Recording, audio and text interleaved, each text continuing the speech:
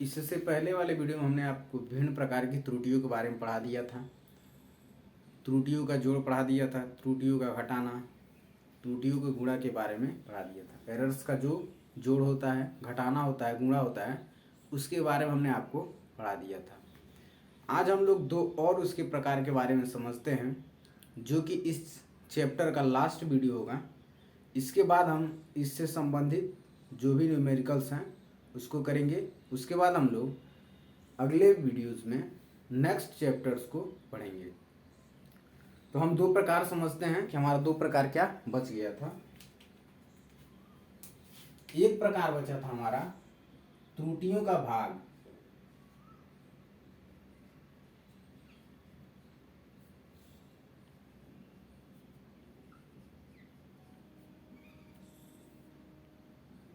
त्रुटियों के भाग में क्या होता है, अगर हमारे पास दो क्वांटिटी है और उन दोनों क्वांटिटी के रिलेटिव अगर हमारे पास कोई एरर जेड है, जैसे मान लीजिए क्या हमारे पास लिख ही लेते हैं, माना 3 भौतिक राशियां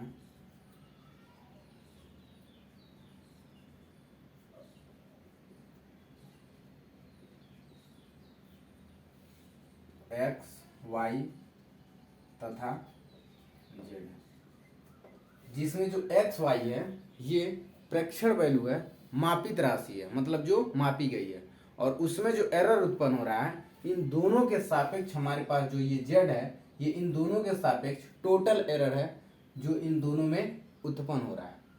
क्योंकि हम भाग समझ रहे हैं एरर का, इसलिए हम जेड को किसके बराबर रखते हैं, जेड बराबर एक्स अपान वाई के। और इसमें हम समझते हैं कि टोटल जो एरर होगा जेड में वो कितना होगा, रिलेटिव एरर टोटल जेड में कितना होगा। हम मानते हैं कि इसकी एक्स वाई की जो सीमांत त्रुटियां होंगी वो डेल्टा एक्स, डेल्टा वाई तथा डेल्टा जेड होंगी। यदि डेल्टा एक्स, डेल्टा वाई तथा डेल्टा जेड सीमांत त्रुटि हो तब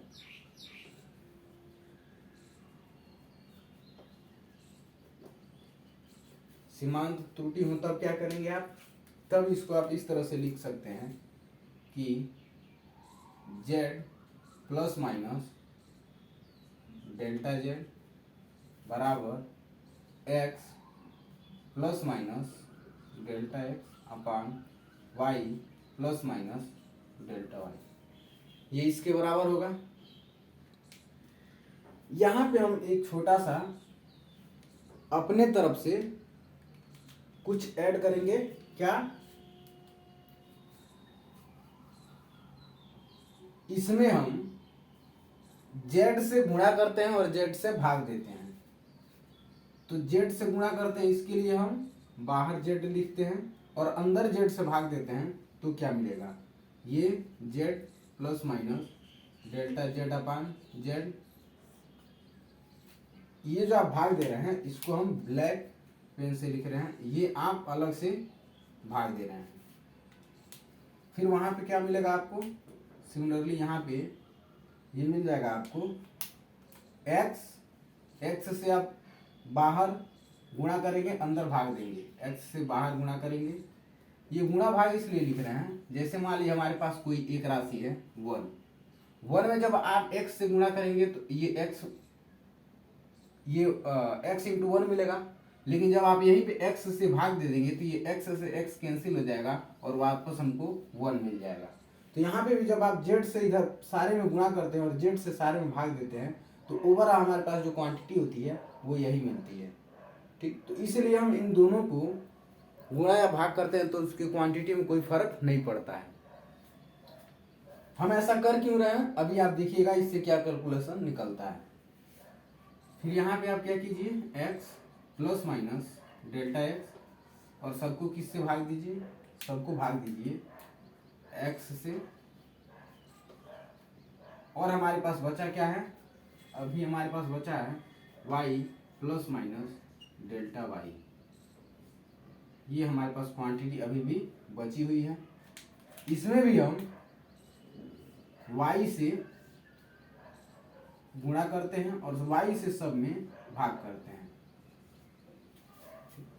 अब देखिए हमको क्या मिलेगा, z अपान जेड कैंसिल हो जाएगा, x अपान एक्स कैंसिल हो जाएगा, y अपान वाई कैंसिल हो जाएगा। तब क्या मिलेगा, तो मिलेगा z 1 प्लस माइनस, यहाँ पे कैंसिल हुआ तो 1 plus minus delta z upon Z. यहाँ पे क्या मिलेगा, x अपान वाई, ऊपर मिल जाएगा आपको, यहाँ पे कैंसिल हुआ तो 1 plus minus delta x upon x. यहाँ पे क्या मिलेगा, 1 plus minus delta y upon Y. ये हमारे पास मिल गया। एक चीज और देखिए, क्या ये x अपान वाई जो है, ये x अपान वाई इसमें गुणा के रूप में है, यहाँ पे z गुणा के रूप में है, लेकिन x अपान वाई किसके बराबर, z के। इसलिए हम इस x अपान वाई को किसके बराबर लिख सकते हैं, इस x अपान वाई को बराबर लिख सकते हैं z के। तो ये चाहे तो आप यहाँ से इसको मिटा के और लिख दीजिए क्या, z। जब आप यहाँ पे z लिखते हैं तो ये भी गुणा के रूप में है, ये भी गुणा के रूप में है, ये दोनों आपस में कैंसिल हो जाएगा। तब क्या बचेगा, तब आपके पास बचेगा ये ब्रैकेट के अंदर 1 plus minus delta z upon Z बराबर 1 plus minus delta x upon X, 1 plus minus delta y upon Y. इतना आपको मिल गया। यहां से आप इस वैल्यू को ऊपर लेके जाइए, तो जब कोई वैल्यू मान लीजिए 1 अपान ए है, जब ये ऊपर जाता है तो ए पे पावर -1 हो जाता है। ठीक, इस पे अगर कुछ पावर नहीं है तो 1 है, और ये ऊपर जाता है तो ए पे पावर -1 हो जाता है। तो जब इसके ऊपर यहाँ पे पावर 1 है, जब इसको ऊपर ले जाएंगे तो टोटल का जो पावर होगा वो -1 हो जाएगा। मतलब ये जो 1 है ये -1 हो जाएगा। कैसे, देखिए यहाँ पे 1 plus minus delta z upon Z, ये हमको पता चल गया किसके बराबर है, 1 plus minus delta x upon x. और ये वैल्यू ऊपर जा रही है तो ये होगा 1 plus minus delta y upon Y तो पावर -1। यहाँ पे हम एक थ्योरम का यूज करेंगे, कौन सा, द्विपद प्रमेय, बाइनोमियल थ्योरम। यहीं पर डायरेक्ट लिख रहे हैं द्विपद प्रमेय से। द्विपद प्रमेय होता क्या है, जैसे मान लीजिए हमारे पास ये कोई क्वांटिटी है 1 प्लस एक्स पे पावर m। तो जब इसे बाइनोमियल थ्योरम का यूज करते हैं तो ये जो पावर है ये इसके अंदर आ जाता है, और ये बाइनोमियल थ्योरम का रूप क्या होता है, 1 प्लस m x, और ये ऐसे dot dot dot dot plus dot dot dot dot चलते जाता है। ठीक, तो चूंकि हमें एक क्वांटिटी से मतलब है इसलिए हम 1 प्लस mx को लिखते हैं। ये जो m है ये इसके अंदर आके गुणा हो गया। जब आप यहाँ पे बाइनोमियल थ्योरम का यूज करते हैं तो यहाँ पे m था तो अंदर आके गुणा हो गया, यहाँ पे -1 है तो इस क्वांटिटी में आके गुणा होगा, इस 1 में नहीं, इस क्वांटिटी के साथ डेल्टा y अपन y के साथ आके मल्टीप्लाई होगा। ये जो साइन है ये साइन बदल के जो प्लस माइनस है ये माइनस प्लस हो जाएगा, लेकिन फिर भी कोई फर्क नहीं पड़ेगा। इसको हम एक स्टेप लिख के उसके बाद समझाते हैं। ये होगा कितना, 1 plus minus delta z upon Z बराबर 1 plus minus delta x upon x. ये बाइनोमियल थ्योरम है। अभी बाइनोमियल थ्योरम हम लोग पढ़े नहीं है, मैथ्स क्लास 11th मैथ में ही है बाइनोमियल थ्योरम। आगे के चैप्टर्स में उसको हम लोग यहाँ पे समझेंगे। बस इतना आप समझ लीजिए कि यदि 1 प्लस एक्स है उस पर पावर m है तो यम इसके अंदर आके मल्टीप्लाई हो जाता है, ये 1 + mx के रूप का हो जाता है और आगे ऐसे ही चलते जाता है। तो जब आप इसको अंदर मल्टीप्लाई करेंगे तो ये हो जाएगा 1, ये जो प्लस माइनस था ये माइनस प्लस हो जाएगा, ऊपर माइनस नीचे प्लस हो जाएगा और ये हो जाएगा डेल्टा y/y और ये कुछ इस रूप में मिल जाएगा। अब ये क्या है, ये प्लस माइनस है, ये माइनस प्लस है, तो कोई फर्क पड़ेगा? पहले हम इसको समझते हैं। आपको पता है कि यदि आप प्लस का प्लस में गुणा करें तो क्या मिलेगा? प्लस का माइनस में गुणा करें तो माइनस, माइनस का प्लस में गुणा करें तो माइनस, और माइनस का माइनस में गुणा करें तो प्लस मिल जाता है। ये आपको पता है। तो यहाँ पे आप चाहें माइनस प्लस करें या प्लस माइनस करें, ओवरऑल जो हमको क्वांटिटी मिलेगी वही दो रूप में मिलेगी, या तो प्लस माइनस होगा या माइनस प्लस होगा। तो यहाँ पे जो हमें क्वांटिटी ओवरऑल मिलेगी वो प्लस माइनस के रूप में होगी। चाहे तो आप इसको ऐसे लिखिए, चाहे आप इसको ऐसे लिखिए, मतलब प्लस माइनस के रूप में लिखिए या माइनस प्लस के रूप में लिखिए, बात दोनों बराबर है। तो हम यहाँ पे क्या करते हैं, ये जो हमारे पास माइनस ऊपर था इसको हम नीचे लिखते हैं और इस क्वांटिटी को भी हम बना लेते हैं प्लस माइनस। ठीक, अब क्या मिलेगा?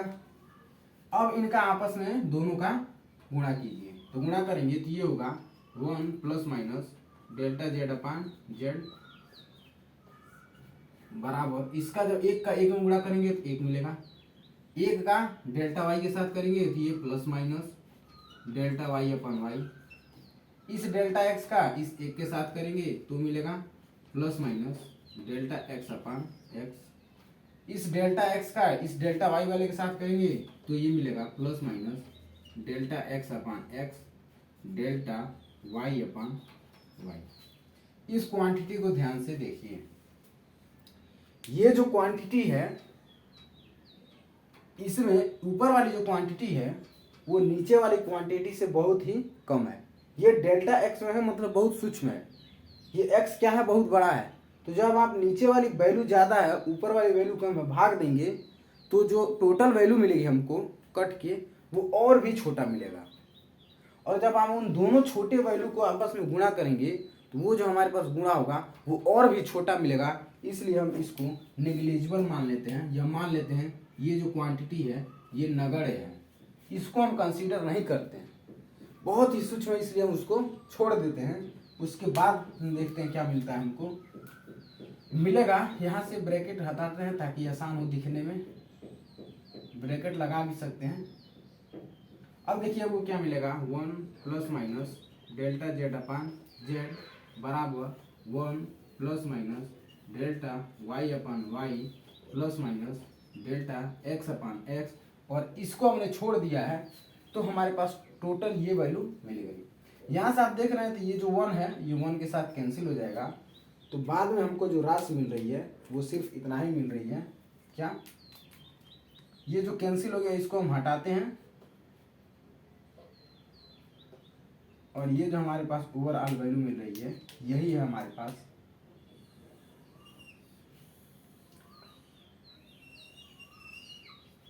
ये है हमारे पास प्लस माइनस डेल्टा z/z बराबर plus minus delta y/y plus minus delta x बराबर x।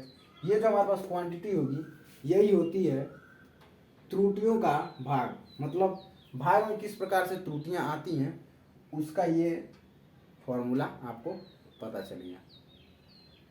इसी को हम भिन्नात्मक त्रुटि में अगर परसेंटेज में कन्वर्ट करें, ये जो भिन्नात्मक रूप में है, भिन्नात्मक रूप मतलब फ्रैक्शन के रूप में जो आया है, यदि हम इसको परसेंटेज में कन्वर्ट करें तब कैसे होगा, इतना आप समझिए।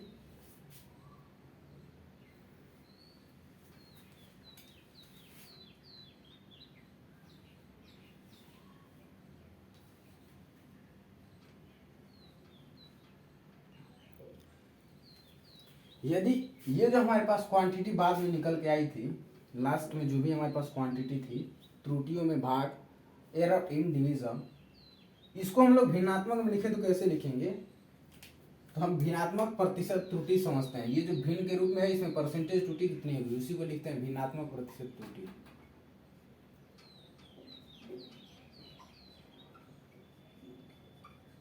ये भिन्नात्मक प्रतिशत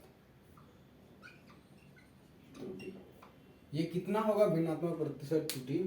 ये जो हमारे पास क्वांटिटी है प्लस माइनस डेल्टा जेड बराबर अपॉन जेड बराबर plus minus delta Y upon Y, इसको हम थोड़ा दूर दूर पे लिखते हैं, बराबर प्लस माइनस ये है delta Y upon Y plus minus delta X upon X. ये है हमारे पास जेड वास्तविक मान, ये है इसका त्रुटि। तो जब आप इसमें 100 का गुणा करेंगे, जब आप इसमें दोनों तरफ 100 का गुणा करेंगे, तो ये जो हमारे पास वैल्यू मिलेगी ये हो जाएगी भिन्नात्मक प्रतिशत त्रुटि। मतलब आप इसको परसेंटेज में कैलकुलेट करना चाहते हैं, ये जो हमारे पास एरर भाग में आया था, भाग में जो एरर आया था, आप इसको परसेंटेज में कन्वर्ट करना चाहते हैं, तो आप अगर दोनों तरफ 100 से गुणा कर दें प्रत्येक राशि में, तो आपके पास ओवरऑल जो वैल्यू मिलेगी वो होगी भिन्नात्मक प्रतिशत त्रुटि। भिन्नात्मक क्यों? क्योंकि ये फ्रैक्शन के रूप में है। परसेंटेज त्रुटि मतलब 100 से गुणा किया हुआ है। इसके बाद हम लोग एक इसका और टॉपिक है कि घात में किस प्रकार से त्रुटि उत्पन्न होती है, उसको हम समझते हैं। जैसे मान लीजिए अगर कोई हमारे पास क्वांटिटी है जो a पे पावर b के रूप में है, तो अगर इसमें कोई z है, एरर z है, z क्या है? एरर। तो ये कितना होगा घात के रूप में, उसको हम लोग अब इससे दोबारा समझते हैं।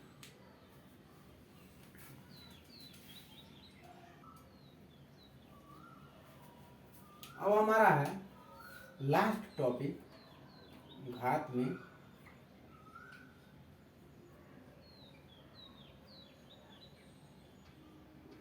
त्रुटि। एरर इन पावर, इसको आप कहते हैं error in power.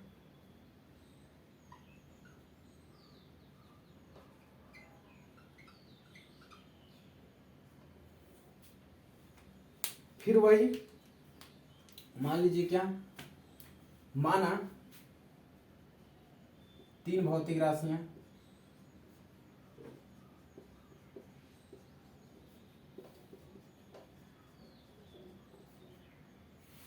A B तथा आप ए बी न लिखिए, एम ले लीजिए, बी भी लेंगे तो कोई दिक्कत नहीं है, हम दोनों क्वांटिटी को बदल के ले रहे हैं। ए एम तथा जेड है, तब होगा क्या? तब क्योंकि आपको पावर में त्रुटि एरर निकालना है, इसलिए ये जो हमारे पास जेड होगा, टोटल क्वांटिटी होगी जेड, उसमें जो एरर होगा वो कैसे होगा? ये जेड बराबर ए पे पावर यम के रूप का होगा। घात तभी तो बनेगा अगर इसके ऊपर कुछ पावर हो। तो इसमें जो त्रुटि होगा वो जेड बराबर ए पे पावर यम के रूप का होगा। और ये हमारे पास दो क्वांटिटियां हैं जिनको हमने मेजर किया है। तब इसको सॉल्व करने के लिए आप यहाँ पे सीमांत त्रुटि का यूज नहीं करेंगे। इसको सॉल्व करने के लिए आप दोनों तरफ को लॉग लेंगे। क्या? दोनों तरफ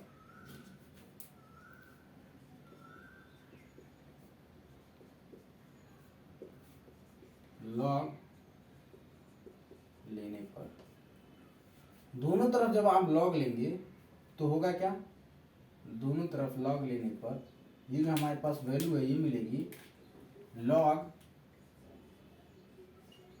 जेड बराबर लॉग ए पे पावर एम, ये इस रूप का मिलेगा। आपको लॉग का 3 फॉर्मूला पता होना चाहिए, जिसमें से ये एक फॉर्मूला यूज होगा यहाँ पे। यदि लॉग यम इंटू यन है तो ये होता है लॉग यम प्लस लॉग यन, डायरेक्ट फॉर्मूला है ये, याद रखिएगा।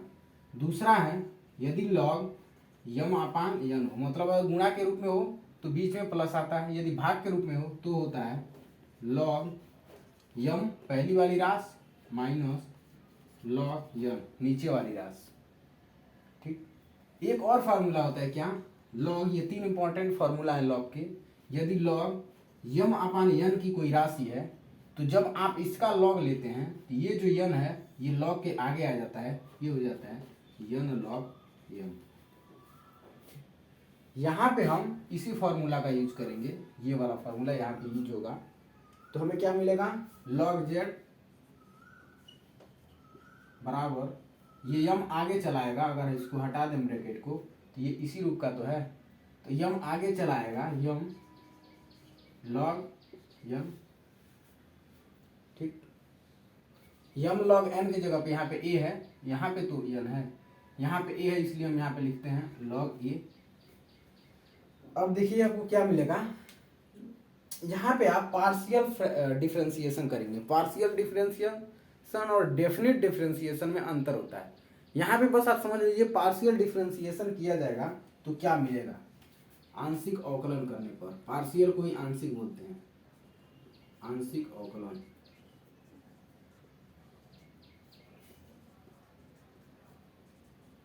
भाई देखो जो डेफिनेट डिफरेंशिएशन होता है, निश्चित जो अवकलन होता है वो निश्चित अवकलन ये होता है d अपान dx, ये निश्चित अवकलन है। लेकिन जब आप पार्शियल आंशिक अवकलन करते हैं तो वो होता है डेल अपान डेल, ये d अपान dx पढ़ते हैं, ये डेल अपान डेल x पढ़ते हैं, ठीक। तो हम यहाँ पे इसका यूज कर रहे हैं, न कि इसका यूज कर रहे हैं। तो इसका जब आप यूज करेंगे तो ये आएगा, यहाँ पे फॉर्मूला एक होता है डिफरेंशिएशन का, यदि आप लॉग यक्स का डिफरेंशिएशन करते हैं तो वो 1 अपान एक्स मिलता है। ये हमारे पास क्वांटिटी मिलती है यदि आप इसका डिफरेंशिएशन करते हैं तो d अपान डी एक्स, लॉग एक्स का जब आप डिफरेंशिएशन करते हैं तो 1 अपान एक्स मिलता है। तो यहाँ पे जब आप लॉग जेड का डिफरेंशिएशन करेंगे तो ये मिलेगा 1 अपान जेड। चूंकि पार्शियल डिफरेंशिएशन करता है इसलिए ऊपर डेल जेड प्राप्त होता है आंशिक अवकलन में, और यहाँ पे यम डेल ए अपान ए। ये हमारे पास एरर जो आया है ये है घात में त्रुटि, एरर इन पावर। पावर में किस प्रकार से जो त्रुटि होती है वो इसके रेस्पेक्ट में होती है, उसको हम समझ गए। इन क्वांटिटियों के रेस्पेक्ट में ये जो हमारे पास एरर आया है ये इस रूप का होता है, ये इसका फॉर्मूला है। यहाँ पे हमारा जो टॉपिक है ये क्लास 11th का ख़त्म होता है। इसके बाद हम लोग करेंगे 20-25 से ऊपर कुछ न्यूमेरिकल्स जो इस चैप्टर से रिलेटेड है। उसके बाद हम लोग नेक्स्ट वीडियो में इसका अगला चैप्टर पढ़ेंगे।